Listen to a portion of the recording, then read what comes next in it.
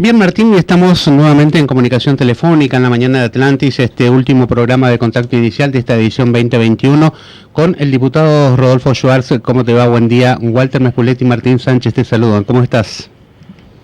¿Qué tal, Walter? ¿Qué tal, Martín? Un saludo para ustedes. Bien, diputados, queríamos comunicarnos un poquito con usted para tener una idea de y también que usted nos haga un balance de este año legislativo 2021 y cuáles para usted fueron los principales logros durante la gestión de esta legislatura chaqueña. Bueno, la verdad que es complejo porque fue un año complejo, asignado por la pandemia y donde tuvieron tratamiento principalmente los decretos y los proyectos de leyes que tenían que ver con el abordaje de la misma en sus distintos aspectos. Tenemos que decir, es solo un número, pero bueno, es la legislatura del país que ha tenido más trabajo, ha sacado más leyes, ha funcionado más tiempo. Nosotros durante el primer periodo de la pandemia funcionamos toda la semana, después cada 15 días. Ahora lo que habría que analizar es la calidad de lo que resolvimos. Yo creo que en relación a la pandemia se llevaron adelante medidas que, permitieron, habiendo sido una de las primeras provincias que tuvo el nivel de contagio que tuvo, pudimos ir saliendo de la misma. Fue un debate importante. Nosotros impulsamos un proyecto que se aprobó de ley de las comisiones de emergencia que pueden articular el trabajo del Estado con las organizaciones territoriales, porque era imprescindible que fuera de esa manera para participar en cada uno de los pasos. No era posible amanecer un día y abrir la puerta y encontrar un terraplén enfrente de la casa o en la esquina sin la participación de los que ahí viven y saben cómo se comporta el barrio. Yo creo que eso en algunos lugares se hizo, centralmente en el barrio Toba, donde había una situación alarmante con niveles los más altos a nivel nacional, y se demostró que ese es el camino correcto. No así en todos los lugares, pero entendemos que hay que tener en cuenta esto ahora que empieza a elevarse los niveles de contagio nuevamente, no solo en el mundo, sino también en la Argentina y en el Chaco. Diría que esos son los principales. Después hubo algunos importantes que elaboramos y no tuvieron tratamiento. Hubo uno, por ejemplo, el impuesto a los bancos, un impuesto especial a los bancos para ser destinado a las emergencias sociales y de las pymes. Otro el impuesto a los grandes latifundios para tener un destino en el mismo sentido y en el programa de tierra, techo y trabajo. Son cosas pendientes que han quedado para el año legislativo que viene. Entendemos que puede ser un poco más normal si las cosas cambian, porque también hay que decir que el temario de las sesiones se terminaba de ajustar a veces en la propia mañana de la sesión, por lo tanto es muy difícil, y por ahí era proyecto de ley presentado un año antes, por lo tanto tener analizado eso en profundidad era muy difícil y generaba una situación muy particular para el tratamiento de las distintas leyes. Yo pienso que centralmente fue eso lo que se pudo ir resolviendo, y no hay también entender algunas otras significativas, sino en todo caso la falta de ellas. Por ejemplo, en el presupuesto provincial de este año no está contemplado el presupuesto para el programa de la emergencia habitacional y laboral, que también fue una propuesta que presentamos y se aprobó por unanimidad, pero está sin presupuesto. Entonces un problema muy grave.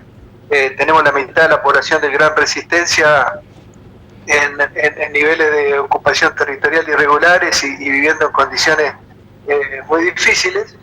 A la vez somos la capital nacional de la pobreza con 10 puntos por arriba de la media nacional. Quiere decir que esas leyes deben tener el presupuesto necesario para ponerse en marcha, lo mismo que incentivar el trabajo de los pequeños y medianos productores, logrando mejores precios del productor al consumidor. Y bueno, es todo un tema de debate de este año que espero que podamos avanzar en ese sentido. ¿Qué tal, Rodolfo? ¿Cómo le va? Martín Sánchez le saluda. Hola Martín, ¿Cómo estás? Bien, también hablar un poco de sus últimas presentaciones, tiene que ver también con su legajo legislativo. Aquí lo tengo presente en la web de la Cámara de Diputados, que se modifique la ley, por ejemplo, 562 ante la ley 3258 de la ley aborigen chaqueño, que incorpora el artículo también 34 bis y que reglamenta también el ejercicio profesional y demás. Queremos conocer en profundidad, por lo menos, estos últimos proyectos presentados por usted y que atiende, obviamente, esta ley del aborigen chaqueño. Bueno, yo creo que para este año 2022 va a haber que, al estar limitado por la pandemia, la posibilidad del contacto directo, las asambleas, la recorrida, el contacto con la población, las cosas se hicieron muy dificultosas. Yo creo que hay que abrir un proceso de discusión profunda en relación a la ley, que participen los pueblos originarios, donde hay por un lado falencias y por otro lado cosas que han ido surgiendo y aparecen como reclamos. La necesidad de que las elecciones, por ejemplo, no sean con listas colectoras. Por ejemplo, salió presidente alguien que tuvo 31 colectoras pero no ganó ninguna de las 3 etnias. Por lo tanto tiene un solo voto en el directorio, que es de 7, y al mismo tiempo tiene que funcionar eso colectivamente, como directorio que es, porque no tiene validez lo que firma el presidente, sino es una resolución de directorio. O sea, son cuestiones que hacen al funcionamiento democrático, pero que nosotros las tenemos que profundizar en el debate de este año para mejorar las propuestas realizadas con la participación, que veremos cuáles son las instancias que se puedan, en un momento donde, bueno, ahora lo que empiezan otra vez son los cuidados en los contactos, así que... Pero el objetivo es ese, que se reclama una herramienta más democrática y que a la vez eso tiene que ver con también la forma de elección. Las colectoras dividen abajo y permiten al que llevan en la punta a que ese acumule, pero dividiendo abajo y da un resultado como el que acabo de explicar. Es correcto. Rodolfo, ciertamente usted también pronunció hace momentos que tiene que ver también una readecuación habitacional, obviamente, para la población, por lo menos del Gran Resistencia y también del interior provincial, sobre todo aquellas familias que necesiten un techo propio y un hogar digno para vivir y criar a sus hijos. Y me refiero justamente al caso de La Ruita, que esta semana precisamente ya se puso en marcha el primer plan de obra que tiene que ver con el plan de urbanización en esa porción de terrenos que otrora fuera los terrenos justamente del Ejército Argentino, dependiente del Ministerio del Interior de la Nación, y que sabemos todos que fueron terrenos usurpados mayormente por algunas agrupaciones, que después también el negocio inmobiliario llevó a vender o revender los famosos RUP, los famosos certificados de tenencia, mejor dicho, de esos terrenos, para que después puedan edificar comerciantes o empresarios allí en la zona, y así darle también a la gran y populosa barriada de La Ruita lo que hoy precisamente más de 2.500 familias viviendo en ese lugar. Le pregunto, ¿habrá también la posibilidad de aquellos que, como todos, trabajamos y disponemos, de un valor, de un dinero para pagar una cuota de una vivienda, la posibilidad de llegar finalmente a una vivienda digna sin tener que sumarnos justamente a estos grupos de movimientos para, usurpar un terreno y después que la provincia nos instale todo, la luz, el agua, la cloaca, y también nos haga la vivienda? Bueno, mirá, precisamente estamos trabajando en un proyecto, porque yo soy presidente de la Comisión de Tierra y Vivienda. Debo decir que lamentablemente este año la mitad de las reuniones no hubo quórum para funcionar. Fue el año electoral, campaña y demás, no hubo quórum. Nosotros presentamos por primera vez un software donde se carga la situación de los conflictos de tierra y a la vez de la disponibilidad de tierras. En el conflicto de tierra se cargaron 465 conflictos urbanos y rurales, donde se pone la información catastral, las imágenes satelitales, los testimonios, las cuestiones legales, donde cuando aparecen esos temas uno puede recurrir a un archivo que hoy no existe en la Cámara. Hemos tenido una reunión con el presidente Ságer anterior, ahora lo vamos a tener con la nueva presidenta, para que se pueda oficializar como una infraestructura informática que tenga la Cámara para poder abordar en profundidad este tema. La ciudad de Resistencia y otras ciudades del interior tienen una disponibilidad muy importante que la mayoría de las provincias del país no tienen, que es la transferencia de las tierras que hubo del ejército en el caso de Resistencia es casi la superficie de Resistencia, por lo tanto hay una disponibilidad muy importante.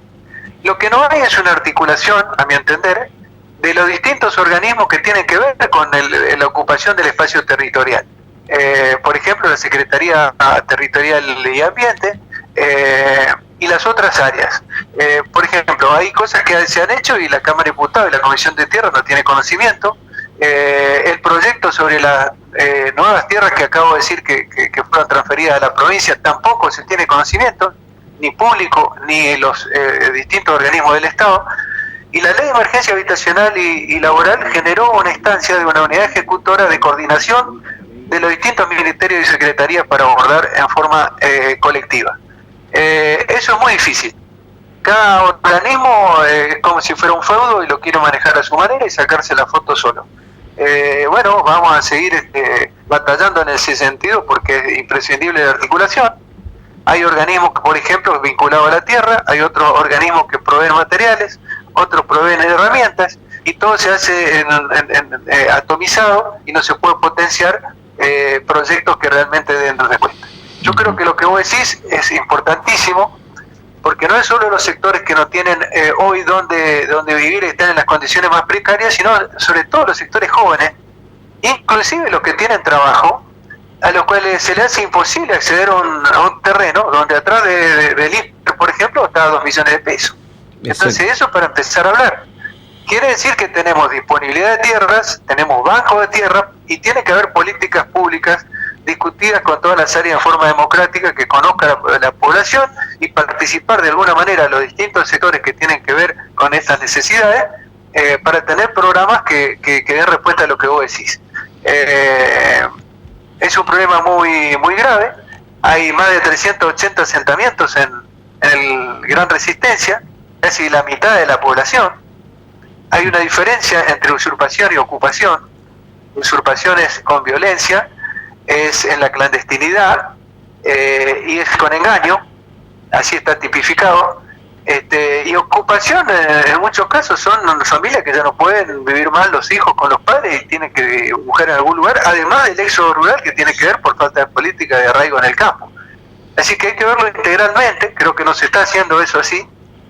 Es imprescindible, se desconocen los proyectos tan importantes que se dicen que se están discutiendo en esas áreas y esperemos que se democratice mucho más la información y que haya más participación para este año que viene. Rodolfo, como integrante también de lo que es la Comisión de Agricultura y Ganadería, lo consulto sobre el tema de las famosas fumigaciones que se producen en la zona de Pampa del Indio y Gobernador Roca allí, más sobre todo en lo que es el establecimiento de Don Panos. ¿Cuáles son las medidas que van a tomar desde la legislatura a fin de evitar ya este tipo de trabajos que afectan y mucho a la población de la zona? Bueno, dos cosas. Uno, primero, yo inicialmente me anoté en varias, como falta de experiencia previa, digamos, en varias comisiones, creyendo que se iban a poder funcionar en todas, más la pandemia, más todo lo demás, o sea que en algunas, como he centrado mi trabajo, que son en la de tierra y asuntos originarios, pero sobre este tema, para mí son dos cosas. Un tema es lo preventivo, y otro tema es las sanciones que corresponden a los que violan las normas que están vigentes. Eso es un tema histórico en esa zona, también en otras zonas de la provincia. Tiene que pagar lo que corresponde, las multas que corresponden, las sanciones que corresponden, y al mismo tiempo tiene que haber medidas de control de organismos del Estado coordinados con las organizaciones de la comunidad, porque esto ha surgido por denuncia de organizaciones de la comunidad, pero deberían haber una mesa multisectorial de autocontrol que esté articulada y que esté previniendo antes de que ocurran hechos tan graves como lo que ocurrieron en Roca. Así que yo creo que son dos cosas: la prevención con estas instancias multisectoriales donde se articule Estado y organizaciones de la población, y al mismo tiempo las sanciones a los que violan, pero sanciones en serio, digamos, y que se cumplan, porque es muy grave, no importa absolutamente nada a la población, su vida, su salud, y además sus condiciones de trabajo, porque funden toda la producción que tienen. Por lo tanto, es un tema muy grave que hay que abordarlo con el protagonismo que nos impidió que así sea durante la pandemia. A pesar de eso, en los últimos meses ha habido movidas importantes que creo que se tienen que profundizar. Exactamente. Rodolfo, de ella, muchísimas gracias por este contacto telefónico. Sabemos que tenemos todavía una larga noche y un largo día también para recorrer y reflexionar junto con otros protagonistas. Así que bueno, de ella agradecido como siempre por su contacto telefónico y unos minutos más. Le dejo justamente los micrófonos abiertos para que se pueda despedir de nuestra audiencia aquí, Radio Atlántida en Resistencia, como también Radio Eclipse de la localidad de Basail, que está tomando en vivo y en directo este mensaje de fin de año. Bueno, les agradezco esta oportunidad. Un saludo muy grande a todo el pueblo del Chaco que forzadamente tuvo que abordar lo que significó la pandemia, en particular a los que además tuvieron que estar al frente de los merenderos y comedores tratando de dar respuesta a lo que también fue y es la otra pandemia, que es la que nos dejó el hambre del gobierno anterior. Cuestión que no se ha superado, que es muy grave y que estuvieron con todos los cuidados posibles, pero estuvieron al frente garantizando por lo menos 3 veces a la semana algún tipo de alimentación a amplios sectores de la población. A los trabajadores que con gran esfuerzo han cumplido tareas en este sentido, a los trabajadores en general, que la inflación no ha comido los ingresos. Y va a ser un año muy discutido. Hay una pulsada muy grande entre los sectores de las clases dominantes de la Argentina. Un tema central es el pago de la deuda al Fondo Monetario Internacional, con una particularidad. La deuda anterior al patriota argentino Alejandro Olmos, que ya falleció, le llevó 15 años a investigar quién eran los beneficiarios de la deuda externa.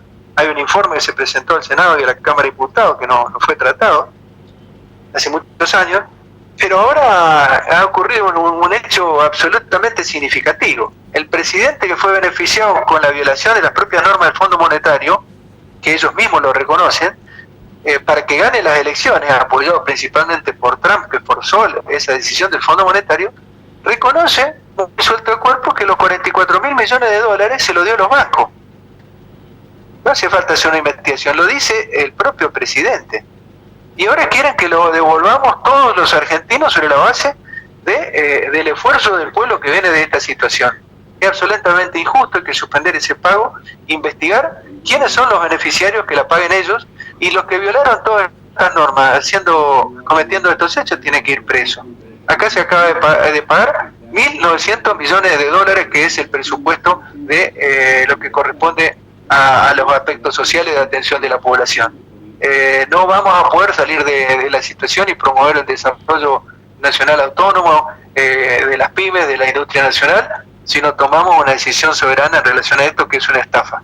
Porque las deudas se pagan, pero las estafas no. Eso ha condicionado totalmente la formación del presupuesto de este año, y bueno, va a estar en la discusión este tema y otros temas más, como el tema de la hidrovía, si la vamos a recuperar para el manejo con nuestras propias máquinas, que hoy la usan las empresas extranjeras, que se presentan a la licitación con la maquinaria y la mano de obra de los argentinos.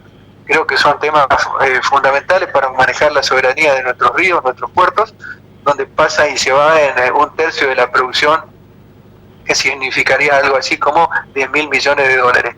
Así que, bueno, son temas centrales. La participación popular y la organización y la movilización es fundamental, como mostraron el pueblo de Chubut. Se tomó una decisión de una ley que beneficia a la megaminería, y la movilización popular tuvo que tuvo que lograr marcha atrás en la propia ley, porque el protagonismo popular es determinante para poder avanzar en un camino que nos dé felicidad, como se merece nuestro pueblo. Perfecto. Rodolfo Suárez, muchísimas gracias por esta charla, por estas reflexiones. Que tenga una feliz noche vieja y un próspero 2022 para usted, para su familia, y que la tarea legislativa, obviamente, y Dios lo ilumine a usted y a todos los legisladores para progresar, obviamente, con nuestro Chaco, ¿sí? Bueno, muchas gracias, muchachos. Un saludo para todos. Felicidades. Muchas felicidades. Hasta luego.